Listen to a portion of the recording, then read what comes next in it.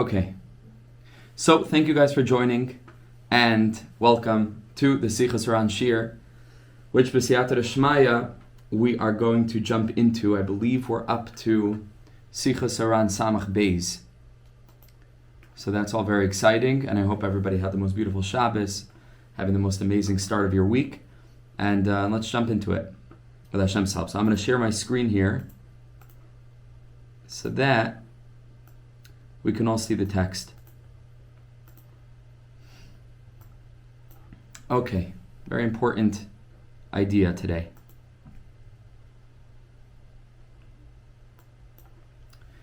Okay. B'siyata d'shmaya zok the Heilige Rebbe Sichos HaRan Aleinu v'al Kol Yisrael Amen. Sichos HaRan Samach Beis. And the tzaddik says, Da. He says, you should know sheyesh b'bnei adam skulos gedolos, that the human being contains within himself or within herself skulos gedolos, tremendous abilities, tremendous capacities to shift things, to cause things to change. We're going to learn exactly in what way. It's a very delicate thing. We have to be careful with this idea, as we'll speak about. But let's go slow. He says the first thing is everybody's always looking for segulas outside of themselves. Says the Rebbe, you contain a segula inside of yourself. Inside, not outside. Not to do a segula. You are a segula. You have to activate it. How so? He says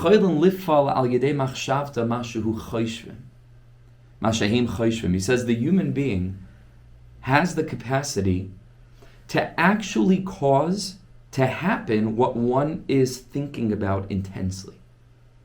We can actually cause something to happen by virtue of our thought.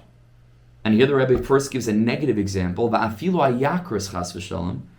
Even inflation, even rising prices, that can also be caused by the way that people think.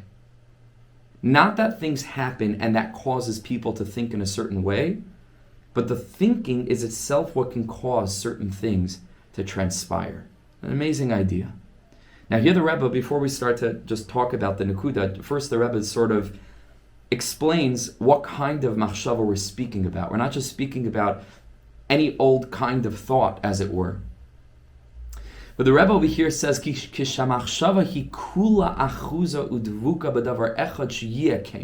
when a person's entire conscious powers of cognition are completely bound up and holding on to one thing, that these things must happen, let's say, right? It must be this way. Every kind of level of thought, your conscious mind, your subconscious mind, which on our level means thinking about something consciously, and then just in general, our attitudes, our paradigms, the way that we see the world, pnimius v'chitzonius. Ushar habachinas kulam adanakuda, mamish, until the essence of our thought, if we're fully thinking about one thing. So he says, believe bilbul, and we don't become confused by this at all, and we're not distracted, and we're not thinking something else. We just sit and we have a thought session, just focused on visualizing this thing happening, a certain thing that we want to happen, without any bilbo, without being confused in atila machshava acheres, without thinking any other secondary thoughts, just this one thing. Al yedei zeh, says the Rebbe, this kind of thinking, hin po'alim, this can cause shebehechrich yeh kain, k'mosheim chayshvim. We can, so to speak, force this to actually happen. So for those that are familiar just in general with the world and trends in the world and popular things that go on in Western culture at least, but all around the world, this will sound very familiar.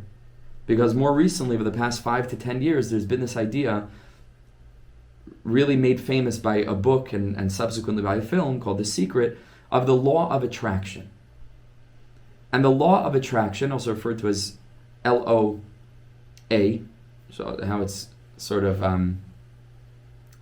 the way that we refer to it by Rosh Tevis, the law of attraction basically states, and it goes a little bit more complexly in the level of energies and different things, but the general idea is that the way that a person thinks has the capacity to allow what the person is thinking about to actually manifest in reality. This is also called manifestation.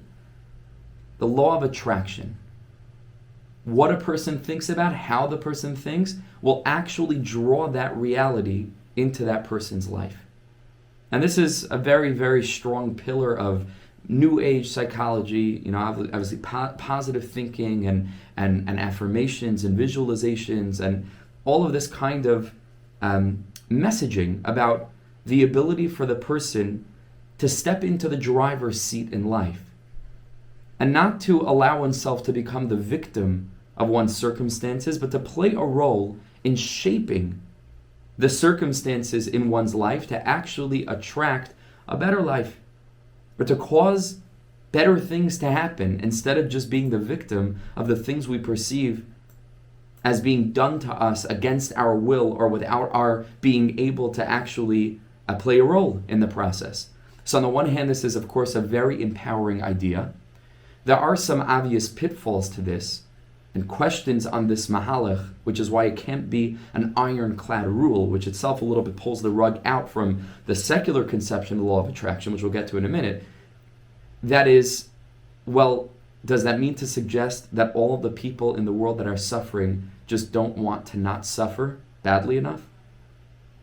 Because presumably, according to the law of attraction, the reason why a person would have something good is because they're mamish thinking positively and believe that that thing is in their reach, or they're just being consciously thinking all the time about this happening, this manifesting in their lives. But what about all the people that they live miserable lives?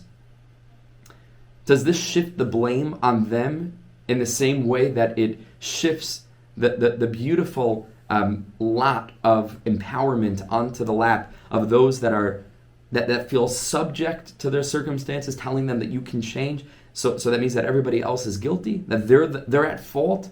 Can we say such a thing, that people who are hungry, people who are out of work, people, that it's their fault because it must be that you don't want food badly enough? How could that be?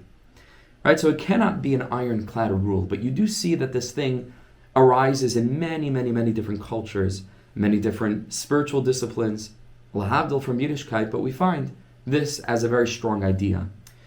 One of the reasons that this is challenging to the religious mind is because there seems to be something egocentric about this way of thinking. We're all for putting people in the driver's seat in the sense of empowerment, but if all of life and all of our circumstances and all of our experiences are essentially reduced to how strongly or how inversely, how weakly we may be thinking about a certain thing or wanting a certain thing to happen, then where is there place for HaKadosh Baruch Hu in life? Where is there space for hashgacha? Where is there space for the divine providence that we believe is actually operating in accordance with a higher wisdom, with a higher intellect, and that, for reasons of its own, reasons that we may never discover, actually is what causes things to happen in our life by hashgacha pratis? How does this work? Is this the same as tefillah? Is HaKadosh Baruch Hu sending certain challenges to us for the purpose of us sitting in the driver's seat, taking over and manifesting our way to salvation with visualization, with law of attraction thinking? Unfortunately, we see that many of the law of attraction proponents of the law of attraction, those that are holding on to this and pushing it, mostly, if you'll notice, they're speaking about this worldly things. Manifest abundance is another big key word in that community. Manifest wealth, manifest another car or a better job or a bigger house. Very rarely do you find these chaver speaking about manifesting, an optimistic or positive outlook on other people or on oneself, or manifesting a greater sense of kindness or gratitude.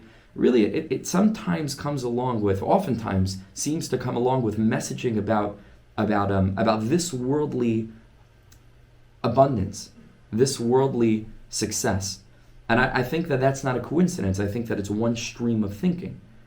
In the mind of the secular practitioner of visualization or law of attraction, effectively this position pushes Hashem out of the picture so much that any thought of a next world is also torn away. And it all becomes about this world, and it all becomes essentially about me and what I'm able to get and what I'm able to cause to happen in a world where I'm at the center and there's no other consideration.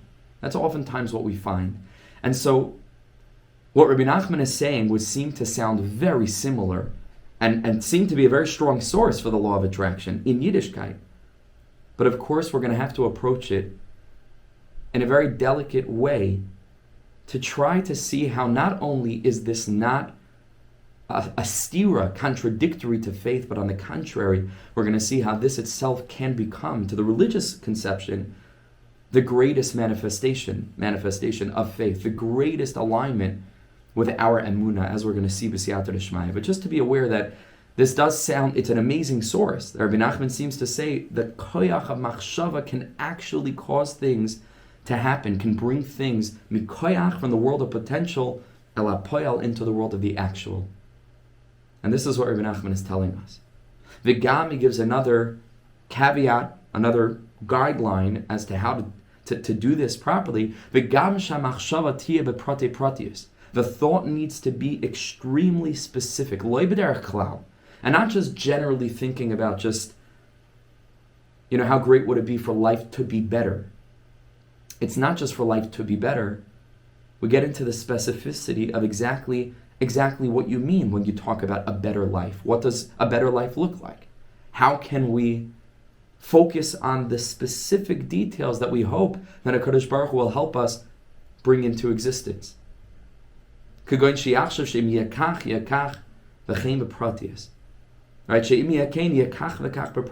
If life gets better, what does that look like?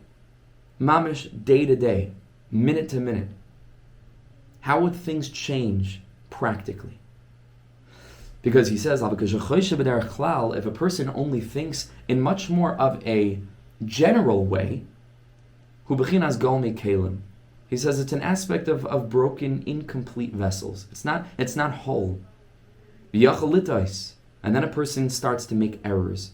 As the Gemara Sanhedrin tells us, Nevat made a mistake. He saw some kind of bodily sign involving fire on his own physical body. He thought that he was supposed to become the king. He started to rebel against David HaMelech. But he didn't know that it wasn't who was supposed to be the king, but Yeravam, his son, was going to eventually become a king. But he wasn't ma'ayin enough.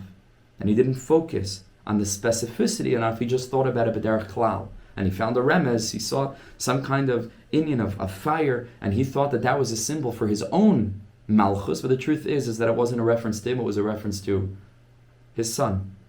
And so Rebbe Nachman says we have to get into the specifics of it, not just b'derech klal. And here the Rebbe says, V'gam le'inyan halimud moyel zeh. This applies also, not just generally in life, but this applies to our learning. If a person's thought is going to be extremely, extremely powerful, takif, then we can cause our desires to reach goals in our Torah learning to manifest as well. However, says the Rebbe again, it has to be super powerful, super strong, not stam in general. And the Rebbe gives an example, that a person should think in one's mind that Hashem should help him merit, and not just that Hashem should help him merit, but he will certainly merit. Again, with a positive, optimistic thinking, even with a certainty, which is what we call emunah, which we'll get to in a minute. That the power of thought should be so strong, and absolutely bound with this. For example, a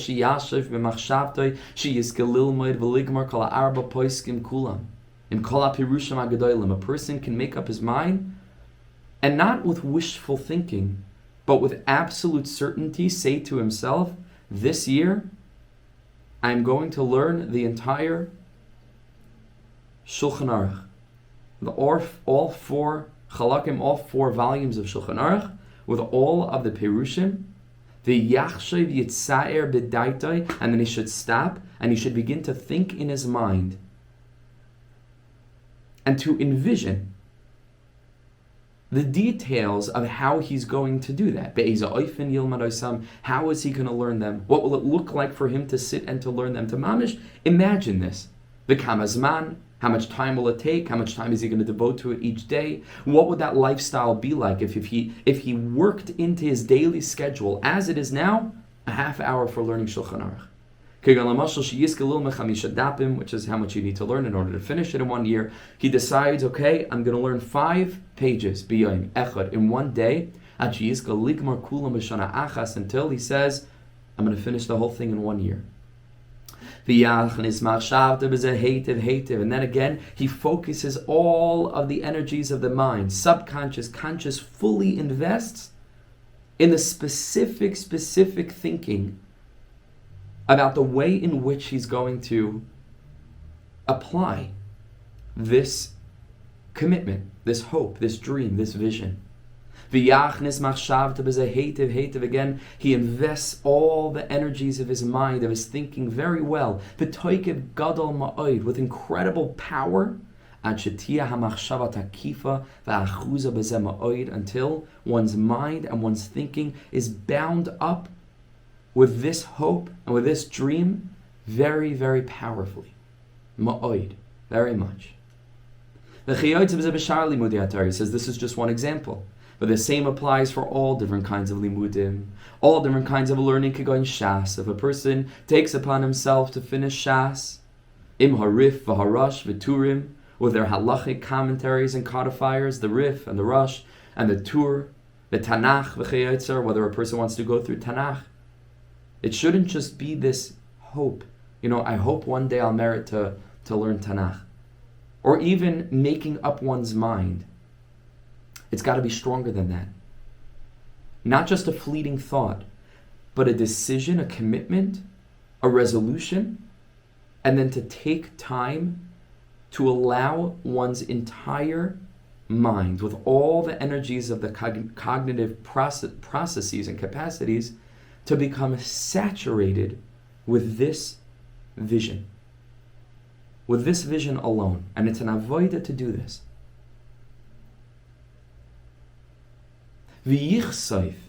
And along with this, there's a longing, v'yashtoikik, and a yearning. V'yachshav b'zaharbe. And to invest himself completely into imagining what this experience might feel like, what it would look like, what it would feel like, how sweet it would be, how wonderful it would be. B'toikev gadol, with tremendous concentration, tremendous focus, as a yiske shiur came. That sadi is a mistake. Then a person will merit for this to be the case. Shiur came. That this is how things will actually unfold. This is how things will be. V'amar, and Rebbe Nachman says, we can find already this concept hinted to in the Gemara Sanhedrin, which is a remez, because as we're going to say, the Gemara means something different there. But Masha Amru, in this how the Gemara says, Machshava ma'elas afilu l'divrei Torah.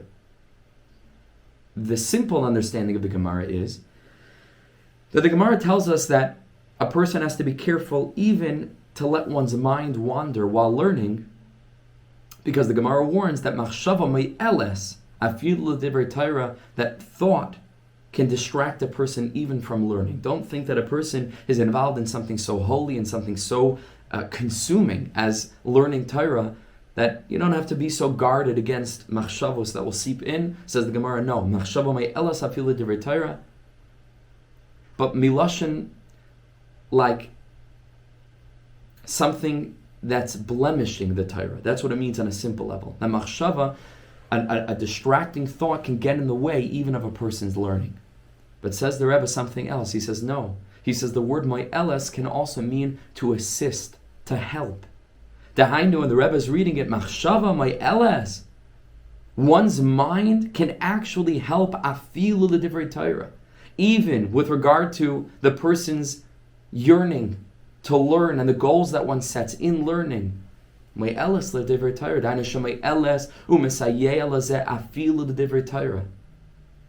That thinking, visualizing, manifesting, we're going to learn about in what way, because it's very nuanced and delicate and has to be done with balance, so as not to fall into the pit, into the abyss, into the mistake of the ego, which sees itself as causing things to happen irrespective of Hashem's ratzon and Hashem's part in it. But he says if we do this properly, then afilu l'divrei Torah, it can even help us meet our goals in learning. Even though Rashi, of course, explains the Gemara there, as we said, on a simple level, which means really the opposite somewhat, right? That thought can get in the way of learning, not that thought helps one accomplish goals in learning. He says, Aval pikein hukach. He says this is also true, that this is the Gemara's intention. Says Rebbe Nachman, that Rebbe Nachman didn't develop this idea further, but we can learn the Gemara both ways with both perushim. And on the one hand, it means that a person has to be careful because machshava ra'ah, that a distracting thought can get in the way of one's learning. It's true. But on the other hand, it means what Rebbe Nachman says over here, that if a person will invest his mind, his visualization, his imagination to really envision success in learning, but not just in general, specific, to really close one's eyes and to invest all the power of one's thinking to imagine what it will be like to sit and to learn and to be engaged in this avoda. He says, the machshava me'eles. This kind of machshava, which is so powerful and consuming, will actually cause a person to achieve success in his limud. Okay, this idea comes up in Sichos HaRan Kuf Tzadi Gimel as well. And it's a little bit more parenthetic. Obviously, it's a whole lesson in Sichos HaRan, so obviously it's endless and there's so much depth to go into. So we have to focus on it, but it's not really the Nakuda that I want to focus on for the rest of the time that we have, but it's important to see. So let's try to get through it just to see what he says, because it's a related teaching, and then we're going to get into the Zohar Kadosh and the Tanya and the other sources that we have with Hashem's help. And I thank you all for joining. Thanks for being a part of it. I can't see any faces, but I presume that you're there. I hope you're there. Okay. Says the Heilige Rebbe, a person has to know, Shamachshava yesh la toikev gadol. Like he says in our lesson, that the power of thought, the human mind, has a tremendous toikev, has a tremendous power. Same thing like he says in Sichos HaRan, if a person will strengthen and connect his thinking with whatever it is in the world, it can actually cause that thing to happen in the real world. And the Rebbe says over here also in a way of Gashmias, if a person will focus enough on this, that he would like to have parnasa, not opulence, parnasa, bevadi yeloi. In fact, says the Rebbe, this can emerge to be the case. V'chein b'chol davar, and the same is true for anything. Rak, here the Rebbe clarifies again, what kind of thought are we thinking? Rak shamachshavati bebitol kol hargashos, where the thought is so powerful, and that's where we are, wrapped up in our consciousness, that we don't even feel anything. We're completely wrapped up in our thinking, in our envisioning, to the point that we don't even feel anything else. That's a very, very high level. It takes a lot of work. It takes a lot of calm, a lot of yishuv hadas. And it takes the right circumstances for a person to be able to do this avoda, to go to a quiet place, and really just to move up, to move in to one's mind, to still the mind of everything else, all the other feelings and worries and past and future, and just to do nothing else but this kind of visualization that the Rebbe says, in specific visualizations. And here the Rebbe says a scary thing, that the truth is that thought is so powerful, the Rebbe says, I want you to know that you could mamish, that you, a person, Nebuch, could achieve giving his soul back to Hashem just by thinking too strongly about what that might be, what that might feel like.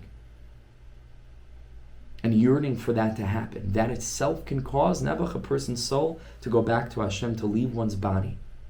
That's how powerful the machshava is. It can even negate itself. It can even cause for the complete annihilation of consciousness. Dahainu sheyargish tsara misa mamish, for the person to suffer the actual pain of death itself. Al yidei sheyakavel al atzmei b'daitoi shu merutza limsar nafshi al kiddush Hashem. By virtue of this, that the person thinks, I want to be zoicha to give up my life. Al kiddush shem shamayim. Be'ez misa shatia, with whatever kind of death. But if a person thinks as an avoda and mamish invests the koach, the power of one's thought in this way, that can cause a person to leave the world. This is how powerful it is. That's why it's very delicate, it's very dangerous. A person has to be careful what we use this power for, this internal segula for.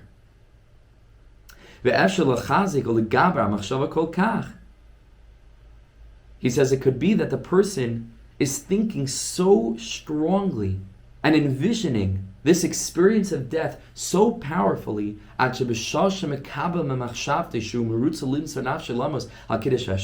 at that time that he thinks in his head, I'm willing and I'm ready to mamish give up my life.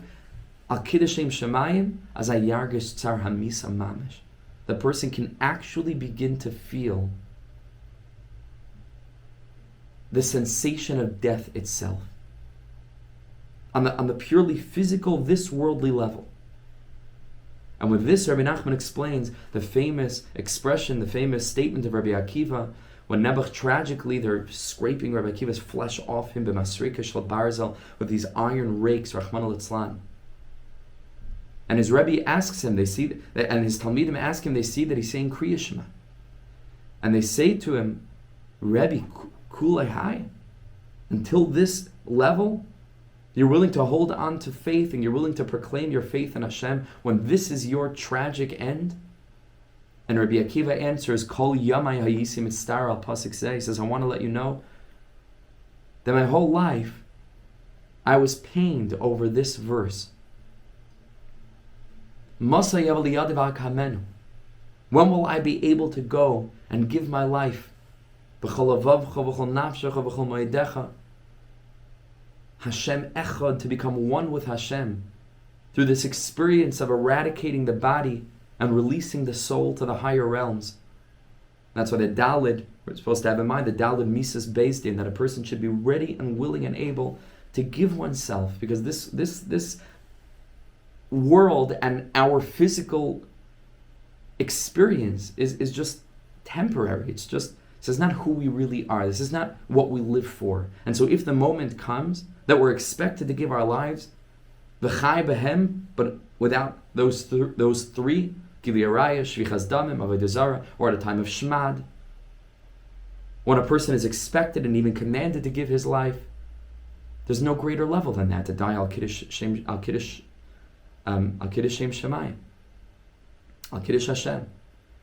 And so over here, Rabbi Akiva tells them, on the contrary, my whole life I was longing for this. A crazy madrega. I was looking forward to this, to be able to do this. All my days, hayisim mitztar al pasuk zeh. When will I be able to achieve this? And achshav, now that I'm experiencing it, I shouldn't rejoice. Says the Rebbe, look deeply and carefully at the words. Hainu shebeshas kriya shema shal Rebbe Akiva mekabel al atzmei arba misas based in. At the time of kriya shema that Rebbe Akiva said his whole life, after he became Rebbe Akiva, and he began to learn, and he began to grow, and he began his meteoric rise to the level that we can't even imagine, that the Rebbe of Reb Shimon Bar Yochai is such a madrega. Certainly when he was saying Kriya Shema,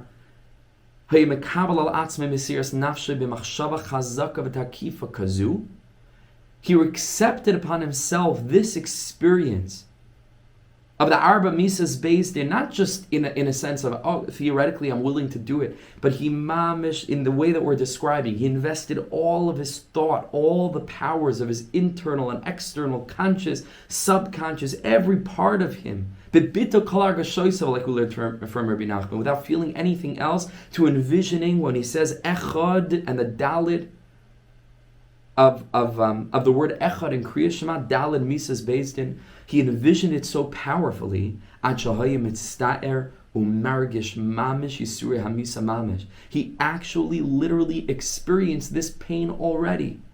Every time he said Kriya Shema, he experienced this pain, because we said that if a person focuses so deeply, it can actually cause that sensation to come from the realm of the potential into the realm of the actual. From our perspective, this world. Kilu cycling, as if he was being stoned, vesarfin, and being burned, I say mamish, belishim hefresh. And there was no difference between the actual pain of that experience and Rabbi Akiva's experience of that internally by virtue of his thought and how powerfully he was investing this kind of thinking in this avodah of giving one's life al Kiddush Hashem. And that's what Rabbi Akiva meant when he said, Kol yamai, all my days, hayisim mitzta'er. What does that mean? I was pained over this verse. On a simple level, it means that he really wanted to fulfill it. He wanted to reach this madrega. But it's a madrega that has to be cast upon a person. A person doesn't just give his life al Kiddush Shemayim for nothing. It's usher to do that, obviously. And that's not part of the ideal of what it is to live. V'chai b'hem. Kadosh Baruch Hu wants us to live in this world. B'charta b'chayim. To mamish choose life. So on a simple level, it means Rabbi Akiva was in pain because there was a madriga that he wanted to reach, but he was asking Hashem, Ribbon Shalom, when am I going to merit this? And it hurt him, as it were. It pained him that he wasn't able to reach this madriga yet. That's what it means on a simple level. But it says the Rebbe, it means literally, Kol yamai hayisi mitzta'er masayavai. When Rabbi Akiva was saying Kriya Shema, he experienced the pain. Hayisim mitzta'er, that very pain in and of itself. Hanemi masha shi'arti. Rebbe Nachman says, paraphrasing Rabbi Akiva over here, Rabbi Akiva told them, in this that shi'arti, that I imagined, I used my koyach hadimyan, v'kibalti b'daiti, and I already accepted in my mind, and I envisioned it, and I got excited about it. Masayava liyadi v'akaymena. What it will look like when I'm able actually to go ahead and to give my life in this way. Limtzar nafshi al Kiddush Hashem, to give my life al Kiddush Hashem. Mizel avad hayisim estaru margish v'soivel yisuri amisa mamish k'niskal el. He was telling his students, you think this is something new? This is every day of my life. This is 3 times a day I'm saying Kriya Shema. And I've always experienced this pain. I've always experienced it because the machshava is so powerful that it can cause the person to literally feel what the person is focusing on an emotional and even on a physical level. If a person binds his thought powerfully enough in this specific kind of very, very intense way, says Rabbi Akiva to his students, so then and now that I'm actually able to go ahead and to embrace this experience, I shouldn't do that. Outside. It's not something new. I was always feeling this pain. Mamish, mi'akabala b'machshava levad. Just from this that I was thinking so powerfully about it. And then the Rebbe says to be cautious. Where he says, if a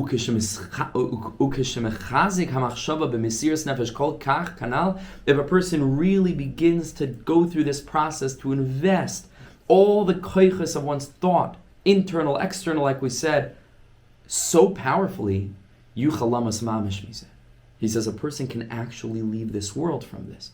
And it can actually bring about this person's demise. Leaving the world, passing away.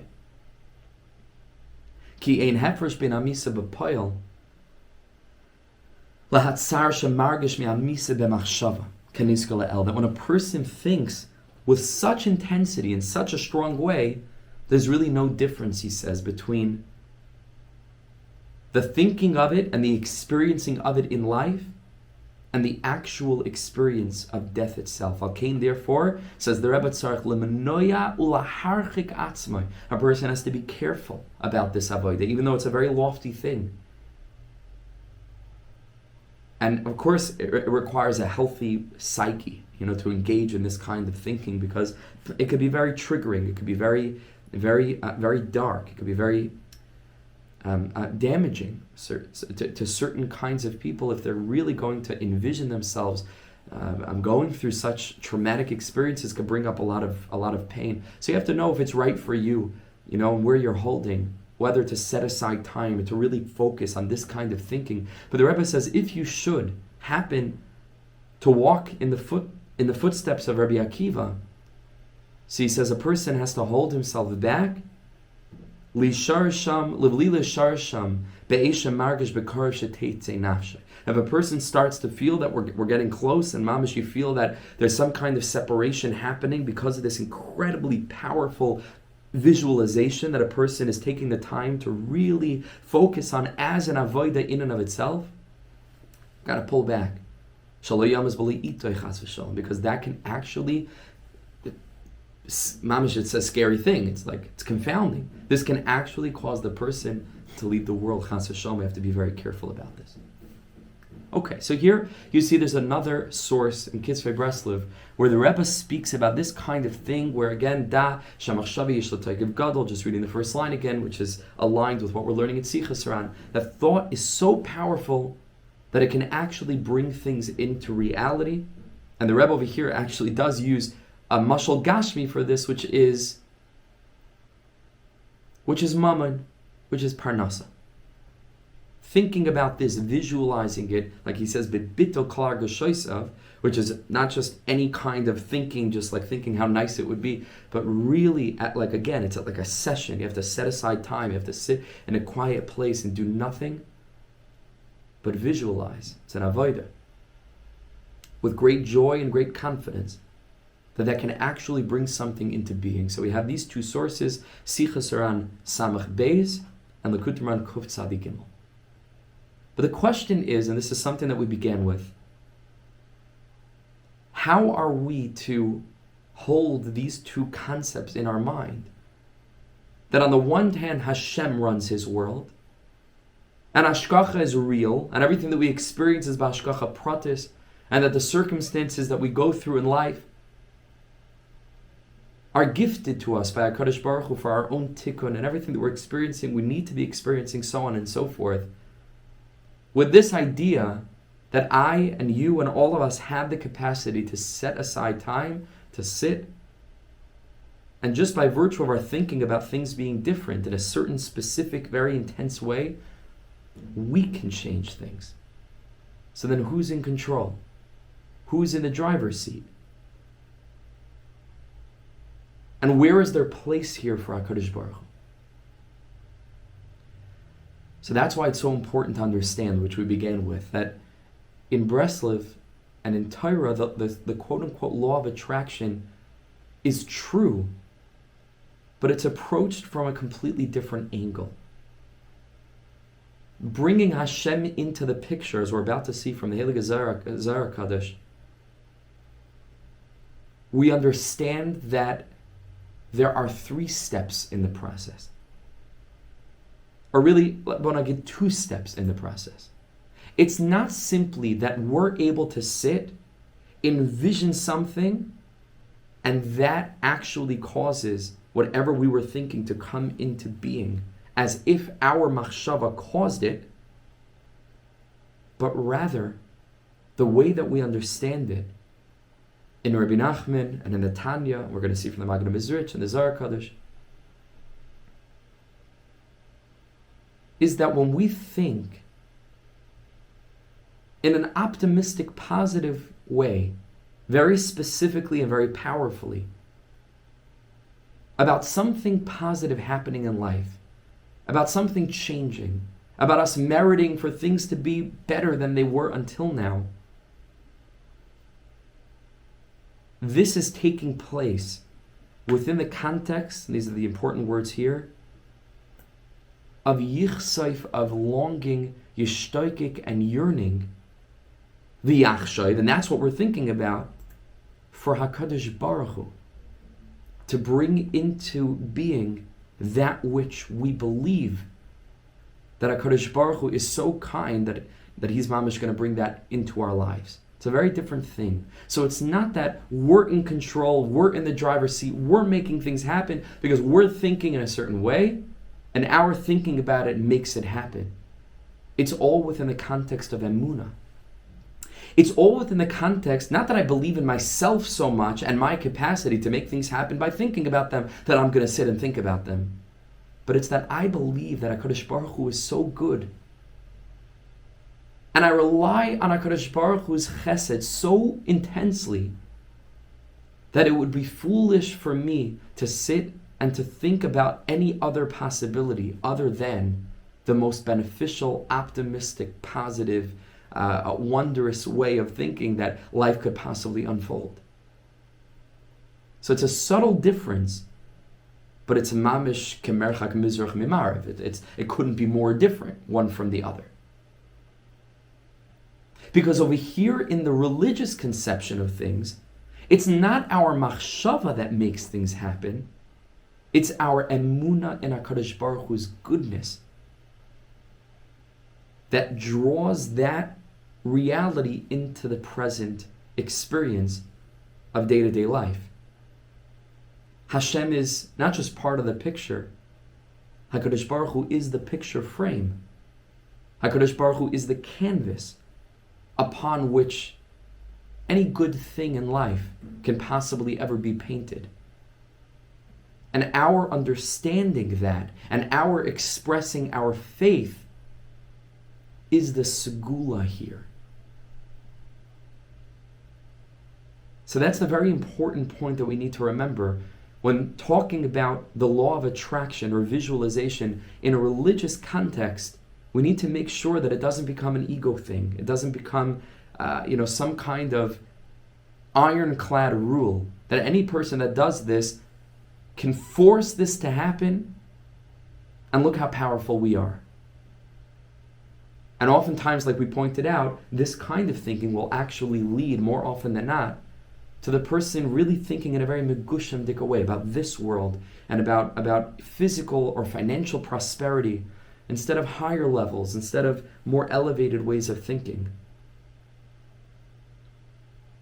And the whole Rosh Hashanah, which is the Rosh of the Shana, it's bound up with thought, with machshava, that the Rebbe says you have to be very careful, like we learned, I think, in our learning already, that a person needs to be careful to only think good thoughts on Rosh Hashanah.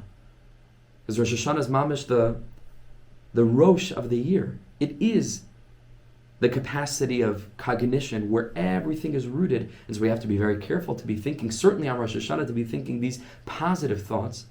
But if you'll notice, the whole davening is filled not just with, and really almost very, very little of it is about us and about Banei Chayu Mazoyne, maybe the Avinu Malkeinu, we daven for Parnasa. But on Rosh Hashanah, we're thinking about the highest madregas. Maloich kol ha'olam kulei b'chveidecha. Ribono shel olam, bring about a reality in the world that's glowing with your presence. V'yeda kol pa'ol ki ata pe'alto. Let every being, let every animal, let every insect, let every blade of grass, let every stone, and let every person, certainly, and every Jew, recognize ki ata pe'alto, that you created the world. These are the kinds of thinking. These are the kinds of thoughts and yearnings that we should really be focusing on if we're mamish conscious yidden, to use this properly, to bring Hashem into the picture, and to realize it's not us, it's not that we're doing it, it's that our emunah in HaKadosh Baruch Hu allows for HaKadosh Baruch Hu to do it. As the Pasuk in Tehillim says, V'haboteach b'Hashem chesed yisovevenu. The one who has bitachin in HaKadosh Baruch Hu, he'll be surrounded with goodness, with kindness. As Rebbe Nachman says, that bitachin is a kli. The more the person has bitachon, the more we are making a vessel so that HaKadosh Baruch Hu's light comes down. And so when we're thinking about this, and we're thinking about what we want to happen, and we're thinking about whatever we want to accomplish, it has to be in the context of emunah. It has to be in the context of bitachon. Not to sit and to say, if I think about this powerfully enough, I'm going to force it to happen. Look how powerful I am. It's mamish the hepech. It's the opposite of the religious conception of the law of attraction. The Rebbe Nachman is speaking about it here. It's all within the context of emunah and bitachon to think, Ribbana Shalom, I believe you're so good, and I believe that you're the Kol Yachal, that I have no doubt that you're going to enable me to meet my goals. You're going to enable my life to become filled with holiness and goodness. And you know what happens then? It's not a linear process. It's not causal. You thought it, and so it happens. But rather, when we demonstrate our emunah in HaKadosh Baruch Hu so deeply, then HaKadosh Baruch Hu says, you're ready. You're ready to be the recipient of all the goodness that you're hoping for. Because I trust that you'll find me in it. I trust that it will not become a stumbling block for you to further reinforce this kind of egotistical thinking that I don't need Hashem. On the contrary, lehepech, it will only serve to reinforce your faith in me. Because it's all taking place within the context of faith. Chesed Yisayvivenu. Says the Zohar Kadosh, Tachazi, come and see. Alma Tata'a, the lower world, Kayim Alakabla Tadir, is always arranged in such a way where it wants to receive from the upper realms. V'hu Ikre Even Tava, and it's called a good stone.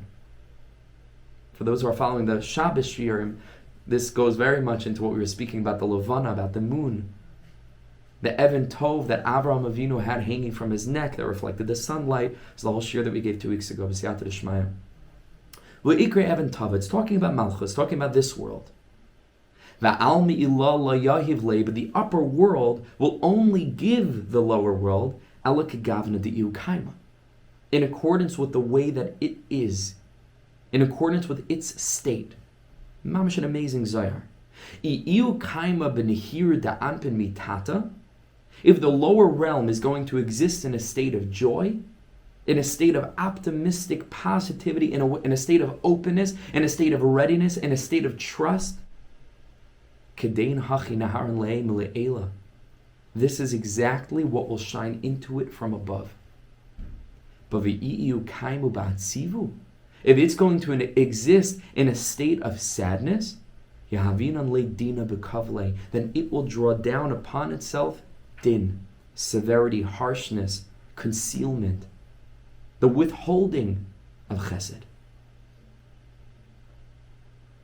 Kigavnada, and that's why the pasuk in Tehillim tells us, Ivdu es Hashem besimcha. Try as much as you can to be besimcha, not because things are good, but because simcha will enable things to be good. Chedva de barnash, this very powerful, famous line from the Zohar, the joy of a person, ma'ashich legabe chedva achara ilah, becomes the magnet for HaKadosh Baruch Hu to send down rejoicing from above. All taking place within the context of emunah, within the context of understanding it's not we that are making this happen, it's our emunah that HaKadosh Baruch Hu can make it happen. That will create the vessel for HaKadosh Baruch Hu to say, you know something? You're right.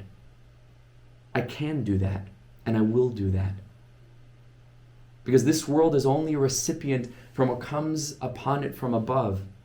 But what comes upon it from above is directly reliant on the state of the vessel below, on the state of the Even Tov that's reflecting the light of the sun. And so it's not that things are going wrong and so we're sad. It's that we're sad and so things are going wrong. And the same applies for joy. We are not happy when things go right. When we are in a state of simcha, then things go right. And we find that things taka go right in life. When we're optimistic, when we think positively, when we expect goodness, when we're open, to whatever eventuality that will come, with the confidence that Hashem is running the world and kol mada abed rachman letavavid, then taka things will be good. Says the Heilige Tanya in the famous 11th letter in Igaras HaKodesh. It's called Lahaskilcha Bina. That's the heading, and I can't encourage you enough to find the translation. I'm sure you can Google it. Tanya Igaras HaKodesh 11 Yud Av. It's not very long. One of the most fundamental essays that you'll find in Chassidus. Very, very famous. It's called Lahaskilcha Bina. So important. So this is just a few lines. And the Heilige Baal Tanya says, "V'yam, and a person should believe shebe'emes hu chai b'hem." That the truth is that all the things that a person goes through, and all the tragedies and all the circumstances that are difficult, and all the pain and all the suffering and all the challenges, hu chai b'hem. That HaKadosh Baruch Hu is giving you these things and making you or whoever go through these kinds of hurdles and challenges mamish for your life, for you, not to pain you, but on the contrary, to help you come to your ultimate potential of being able to transcend circumstances, being able to push forward, being able to find faith in places you'd never think that you'd be able to find it. V'chol inyanav mishtalshalim be'emes beprate prate yusehem shaloi misitra achra. That everything in our lives, in the prates, in the smallest little details, is drawn upon us, not from the other side, chas v'shalom, rather, ki me Hashem mitzadei gaver, mamish from Hashem, only Hashem, kainanu. Hashem is the one that lays out before us our steps. Ve'in mila v'chulu. There's nothing without HaKadosh Baruch Hu. Ve'im kain, and if this is true, then hakol toiv b'tachlis. Then the truth is that in some realm that we're not privy to right now at this moment in time, everything is toiv b'tachlis, the pinnacle of goodness. Hashem knows what He's doing. He's running the ship. He's the captain. That's called emunah. That's called bitachon. Haksheina musag. But right now, we don't experience that in this world all the time. And here the Baal Tanya says, U be'emunah zu be'emes Nasa hakol toiv gam begalui. When a person will have this kind of machshava, and like Rebbe Nachman says, it has to be in the specifics, mamish, to specifically think about and envision things getting better, what it will look like when things are better, what it will look like when we strive toward our goals and implement all of our resolutions and really commit ourselves to envision that, to really sit and to visualize out of emunah, out of bitachon, out of knowledge and awareness of HaKadosh Baruch Hu's love, and so on and so forth. Habayteach b'Hashem. So then Chassid Yisayvevenu, says the Baal Tanya, this will actually cause this to be the case in this world as well, gam begalui. Through this faith that a person believes, shahara hanidmen begalui, that all of this that appears to be negative on the surface, kol chiyusayu mitoiv ha'elyon, that the truth is that any little fragment of life is coming mitoiv ha'elyon, from the upper elevated realm of goodness, sheichachmasi yizbarach, which is Hashem's mind, she'ena musagas, which we have no hasaga in, just this little flash of human consciousness for 120 years. It's nothing. It's a blip on the radar of what's really unfolding throughout the whole story of humanity, from the beginning of history to the end of history. Via Eden, Shalom Alam Yolam Haba. Everything is coming from Gan Eden Mamish, which is higher than Olam Haba. Hari be'emunah zu. When a person holds on strongly to this faith, nichlol umis'ale be'emes hara hamaduma b'toiv ha'elyon haganos. All that appears to be ra on the outside, if we mamish go with this kind of emunah and bitachon, it will actually go ahead and become included in this realm of goodness, to the point that things will begin to change in this world as well. So it's not that we're fighting against what is. HaKadosh Baruch Hu gave me difficult circumstances. I'm in the driver's seat because I read The Secret, and I know that my thought can change things. So who needs Hashem? I'm just going to think about something else, and I'm going to manifest a better life. Mamish, the hepich of how the Jew thinks. It's the opposite. Kipshuta, the opposite. By the Yid, Adarabba. It starts with acceptance. It starts with realizing that everything that I'm experiencing, even the Ra, is itself really Toiv. Then, I also believe that there's something called Toiv Nigla, HaToiv HaNirav HaNiglas, that there's something good that's seen and revealed, and I would rather that. So it doesn't mean that I'm rebelling against what is. It doesn't mean that I'm saying what I'm experiencing now isn't good. I know that it's good, and I believe that it's good. But I have emunah not only that things are good now already, but that things are going to mamash get better. Says the Tanya, says the Zohar, says Rebbe Nachman. That's when things start to change. You'll see things start to shift. But don't wait until things shift to start thinking positively. Start to think positive. You'll see things will begin to shift in your life. You'll start to process things through a different paradigm, and doors will begin to open left and right. Let's finish off with the Heilige Maggid Mizrich. This teaching is also brought in slightly different words from the Baal Shem HaKadosh and Keser Shem Tov. We just read this and we'll finish. Here he brings the pasuk. Okay, a person that trusts in a Kadosh Baruch Hu will find that his life is saturated with kindness. And it goes both ways. That no matter how difficult your life is, it's already saturated with kindness. It's all kindness. And that emunah, and then this visualizing power against the backdrop of faith will actually cause things to change. Says the Maggid Mizrich, the opposite is also true. That a person is always nervous, this is going to happen and that's going to happen, and the world is falling apart and everything is doomed, and there's, the governments are all out to get us, and this, all these kinds of thinking, like mamash, you're living under the mountain of Har Sinai that threatens to crush us any moment. That some people mamash live in this kind of thinking, with pachad yisera, like mamish, things that you can't control, things that you can't change, things that you don't know for sure. Mamish live in such a pachad all the time. So chas v'shalom hu medabek atzma bedina. What the person is doing is actually binding oneself with din. The chas v'shalom yiyeh ra, and those people are more likely to actually experience what they were afraid of.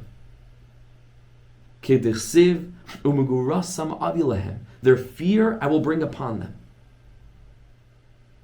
But not what they feared I will bring upon them. Because they feared, avilehem, they channeled din into their lives.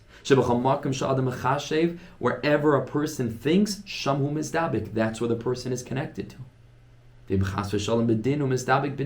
a person walks around doom and gloom, expecting failure, goes into a work interview expecting to be not to be accepted for the job, this is our expectation. What's going to happen? For sure, mizdabik b'din. It's not going to work. But if a person will go through life trusting and expecting goodness, expect positivity, expect success, and that's the person's attitude, yidabik nishmasai, he binds sham yidabik nishmasai, he binds his soul there in the realm of chesed, v'hachesed yisayvivenu. And that kindness will surround him. V'zeu klal gadol, and he says this is a very big rule. Shetamid yatmin atzmei kulei b'Hashem yisbarach. Bury yourself in godliness all the time, in what is, in what will be. Ein oid milvade kipshutai mamish. This, my friends, this is the law of attraction. This is the holy version of what can otherwise be mamish tuma, of manifesting, visualizing. It has to be done very, very carefully. And out of this incredible foundation of faith, of emunah, of bitachon, that's how this works. Not that my mind is the all-being and it can bring into reality what it wants, and that what I'm suffering now is so terrible, and now I can bring something into being with the power of my thought. No. Everything is Hashem. What I'm experiencing now that seems to be bad is not bad. I just can't see it. And I'm batuach that HaKadosh Baruch Hu is so full of mercy that He's going to allow me to experience not just the hidden mercy and kindness that's concealed, but He's going to allow me to experience revealed mercy as well. And then we sit and we visualize, what will this look like? And then we go and we engage in all those striving and all of that trying to accomplish, and toward all of our goals, whether it's in learning, whether it's in ruchnis, also begashmis, b'nei chayim v'zoyne, whatever we need in life. We proceed with a hop in our step. We believe that HaKadosh Baruch Hu is mamash holding our hand. We believe that Hashem is kind. We believe that Hashem loves us. We believe that HaKadosh Baruch Hu wants the best for us. And when we do this, we make the kli of bitachon. We create the channel. Ratzon, of course, is the letters tzinar. Our ratzon to experience Hashem's kindness itself becomes this pipe, this pipeline, and we draw HaKadosh Baruch Hu's kindness into our lives. So this is a huge teaching. This is so important, specifically today, when there are so many reasons to be negative. There are so many reasons to really live expecting things to not work out. So many reasons because of our own past experiences, but who's to know whether we feel that way because things have not been going right, or whether things haven't been going right because maybe we feel that way. Who's to know what came first? And the tzaddikim are telling us what comes first is emunah. What comes first is mindset. What comes first is our perspective. And in as much as we're willing to engage with a positive perspective of optimistic, like they say in Chabad, based on this, trach good, think good, und sein good, and that will mamish cause that to happen, and it will be good. So then mamish, our whole life can be filled with tremendous chesed, tremendous joy, and the joy will breed more joy. And this is the way it goes. Sais asis b'Hashem. It's just an endless cycle of joy, bitachon, getting, and then rejoicing no matter what we go through. And it's not an ironclad rule. We're not in control of things. Hashem's in control, and He knows what He's doing. We try our best. But to go with this kind of specific, I would say, experiential emunah, and with this will end, not just to believe b'derech klal, but to experience our faith, to trust in faith so much that we're willing to set aside time and invest the power of our machshava in a brighter future of what can be. Because what can be, in the context of our belief in Hashem, will indeed be. We should be zeicha to hold on to emunah. We should be zeicha to really engage in this avodah from a healthy place of bitachon, from a healthy place of really, really believing that HaKadosh Baruch Hu wants what's best for us, and what we're going through now is already what's best for us, and we can experience the revealed good. And so we visualize it with confidence, with certainty that HaKadosh Baruch Hu will certainly bring it into being, and Hashem therefore showers us, fills our lives with every kind of abundance, every kind of goodness, every kind of sweetness. We should be zeicha to it all. We should be zeicha to only, like the Lubavitcher Rebbe would always finish. He would finish by blessing all the Hasidim with toiv hanira v'haniglis. Not just goodness, because everything's good. Hanira v'haniglis, that we can see, that we can experience B'ezus Hashem. Thank you so much for joining. I want to just remind Chevra, it makes it much easier for me, if you can, if the cameras are on, makes it a little bit easier for me, just to feel like I'm speaking to people. But Al Kol Panim, thank you very, very Al Kol Panim. Thank you very much for joining. Wishing everybody the most incredible rest of the week. And Be'ezer Hashem, we'll see you Thursday, Siyata D'Shmaya, for our parsha, for our Shabbos shiur with Hashem Himself. Thank you so much for joining. Have a wonderful, wonderful week. Thank you so much. Kol Tov, thank you. Amazing. All really the best. Amazing. We should be zeicha to it. Amazing. Thank you. I want to